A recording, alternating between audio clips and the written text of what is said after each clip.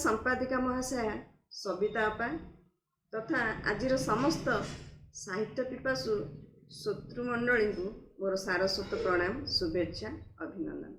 मु स्नेहलता पट्टनायक राउरकेलारू मोर कवितार शीर्षक आत्मन।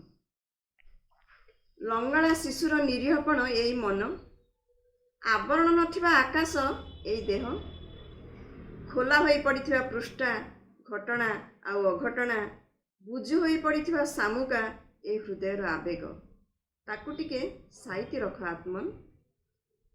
प्रसारित न होई गभीरत होई निजकु निजे खोजिबार, आउ जेई पड़ू पड़ू संभाली नेबार, चाहिबार चिरंतनी को जागी रखिबार निष्पाप कलंक भावना माधुरी को समर्पी देवार अधैर्यपण रे मु खोजुची महाशून्य रे एक शून्यता आश्रय हे आत्मन। सृष्टिर सरमझाल ए सबुज यौवन, सृष्टिर सरमझाल ए सबुज यौवन, समग्र उल्लास समाहित मोर ए प्रीतिक्लांता सत्ता।